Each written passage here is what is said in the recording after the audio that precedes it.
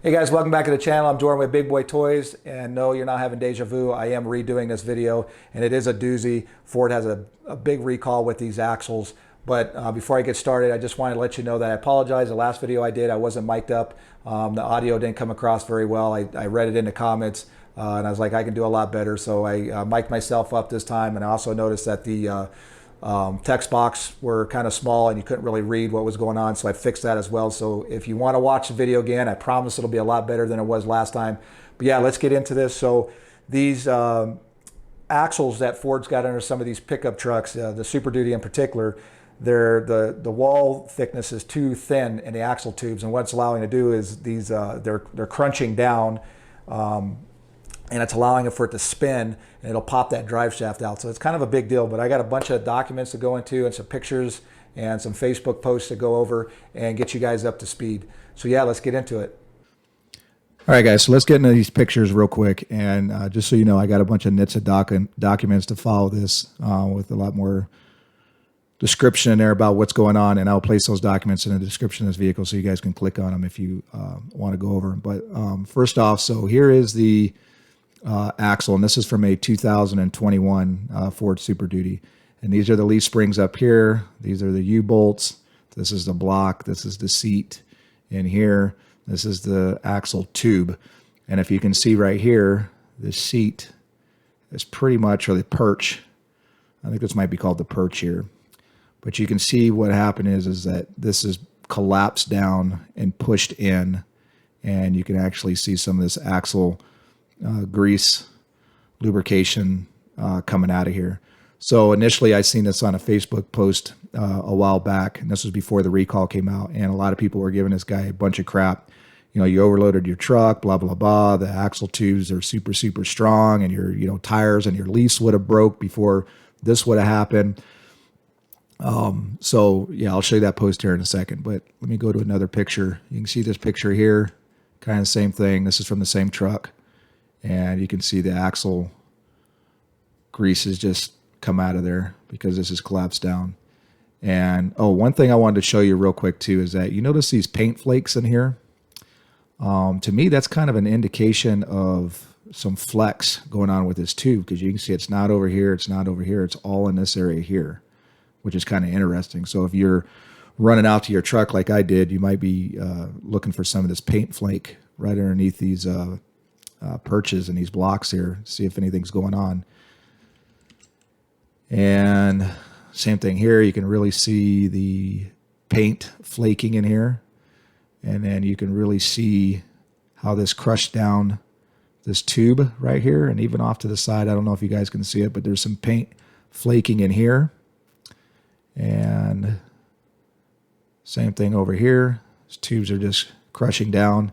And this recall is basically going to be about these axle wall thickness being too thin, and that's why they're recalling it, because this is happening. So let me take you over to the Facebook post. This was from the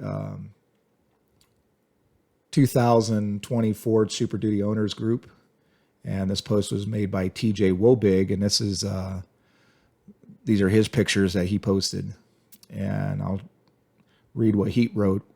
He said, anyone else crushed their axle? Ford claims I overloaded the truck. They also said that they've never seen this happen before, which I have not. This is a 2021 F350. I'm calling faulty housing on this. My tires should blow out before the axle crunches like this. Time to fight for a new axle. First update, Ford denied the claim to fix it. They said since both sides are cracked, it was overloaded. Calling claim now. Update, been back and forth with Ford for over 2 weeks. They won't cover it at all, won't even give a decent offer to buy the truck back. They can't even get the parts for it. They quoted $8,200 for repairs. Also, Ford Care is bull bleep, and I'll be damned if I buy another one after the bleep that I've dealt with. Update, found a used axle for $2,250 with only $6K on it. And again, you can see these are all his pictures in there. So this poor guy has been dealing with Ford or the dealership or both, trying to get this fixed. And you can see this was posted June 10th. And basically they weren't helping him out at all. And everybody, you can see there's got a lot of comments in here. A lot of people were giving him crap, saying that it was his fault and he overloaded the vehicle. So hopefully this guy gets this taken care of. And if he's already spent this $2,250 to replace it, hopefully Ford takes care of him. So yeah, let's get into some of these documents that I have here. This is the first one. This is from Nitza. It's dated July 15, 2021. Manufacturer recall number 21S31. Potential vehicles involved, 27,604. Estimated percentage with defect, 100%. And the thing about it is, guys, is some of you might go, well, 27,604, that's not a lot. But I mean, come on, really, if you're one of those guys and you're, use your $90,000 truck or whatever you paid for it, and this is happening to you, that's a pretty big deal. And they're saying that when these axles here, let me go back to this picture real quick, and I'll go into this in a second.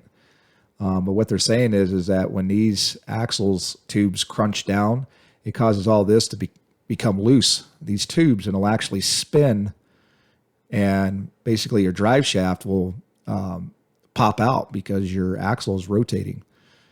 And could you imagine having your, whatever you're hauling, or maybe you got a fifth wheel and you're out in the middle of nowhere and that happens. And also 27,000 vehicles in a COVID year.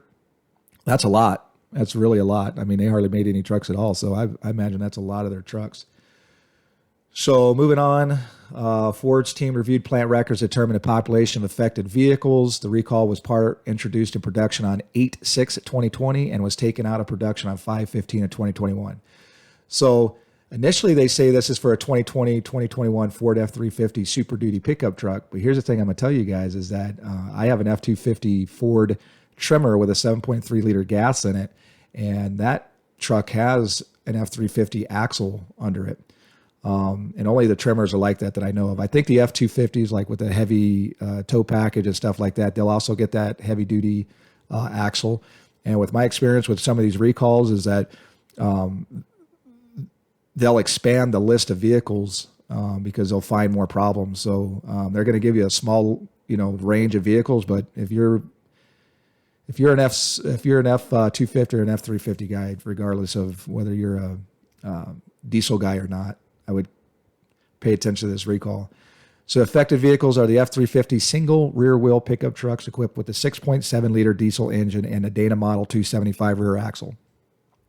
And I've read that the theory why they say it's only a 6.7 liter is because the massive amount of torque that engine puts out, it's like over 1,000 foot-pounds, is that when that axle tube crunches down and basically the U-bolts become loose, the torque of that 6.7 liter diesel is more likely to spin that axle, causing that drive shaft to pop out than the 7.3 liter gas.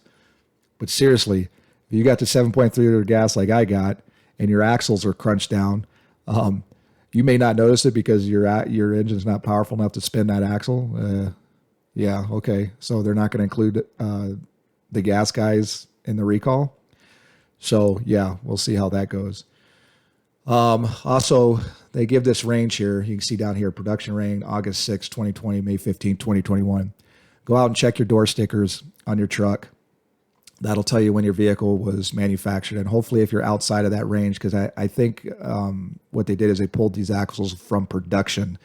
So I think if you're outside of these ranges, I'm hoping that you're going to be safe. But any vehicle within this range, whether you're a 250 or 350, I would pay close attention because, like I said, they could expand it to other vehicles.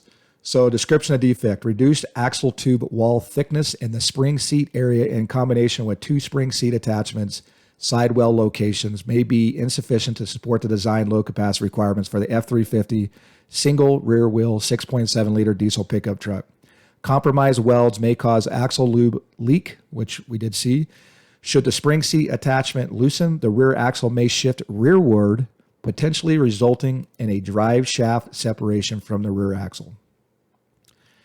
In the event of the drive shaft disconnection, customers may experience loss or motive power while driving and loss of transmission park function if the park and brake is not applied, increasing the risk of a crash. You think? An improperly validated axle design changed by the supplier. That's a description of the cause. And I know these axles are made by, I don't know, I think they're like Dana or Sterling. There's a couple of different suppliers. Identification of any warning. Customer may experience vibration and or shaking while driving at highway speeds and or shuddering upon acceleration. And then it gives you the involved components here, which pretty much, I've read through this and it looks like it's pretty much everything that would use to replace a axle. But you'll see here in a little bit, I'm going to read some stuff where they're talking about not even replacing the axle. They're talking about just doing a weld repair, which is kind of crazy.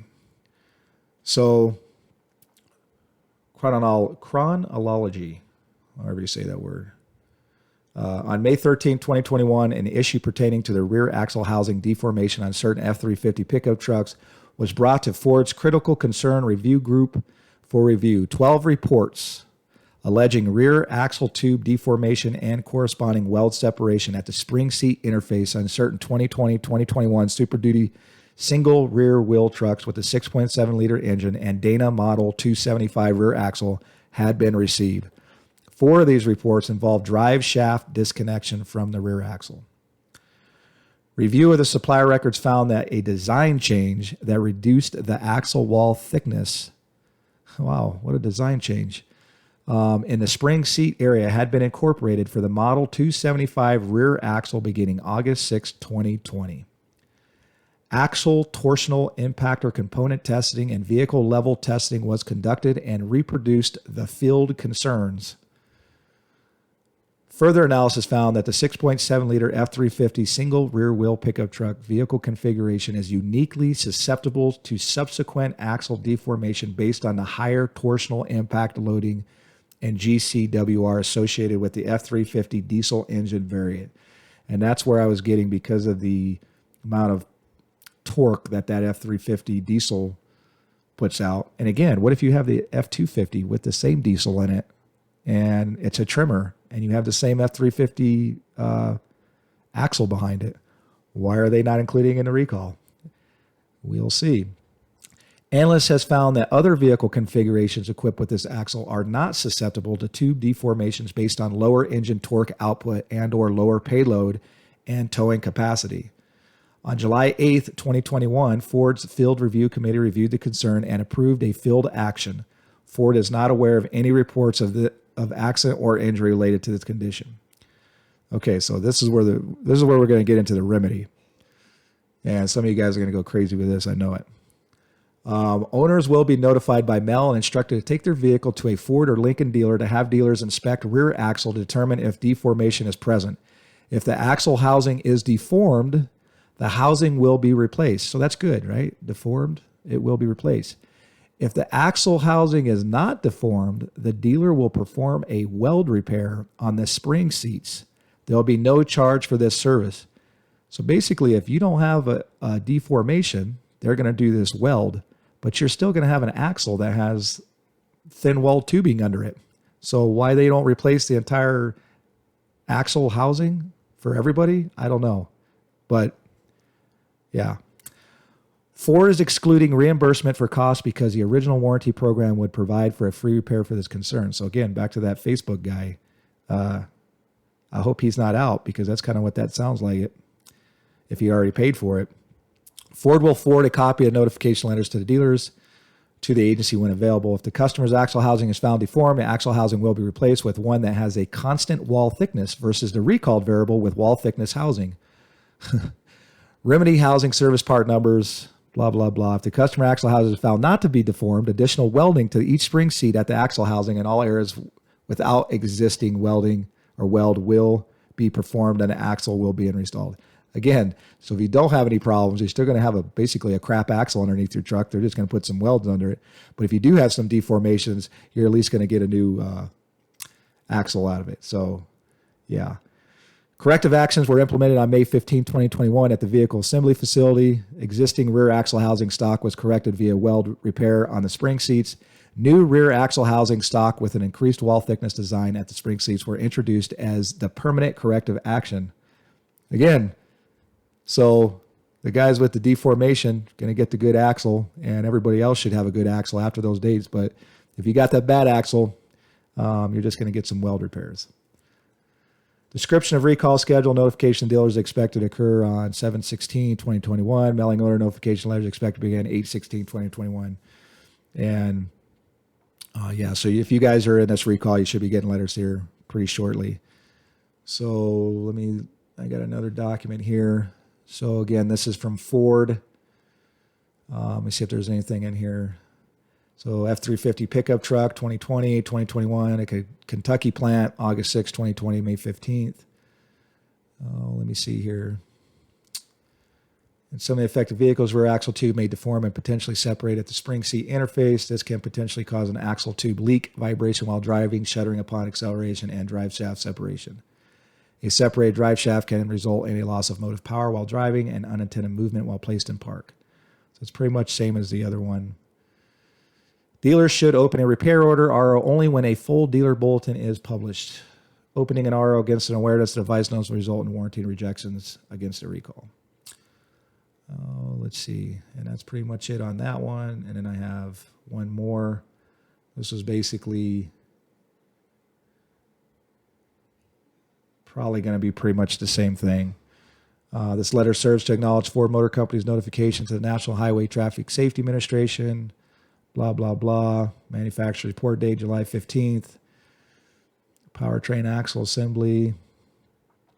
So this pretty much is all going to say the same thing, guys, that I already read. So you guys can, I got all three of these documents in the description. You guys can go over them. But yeah, there you have it. Hopefully, let me go back to these pictures here.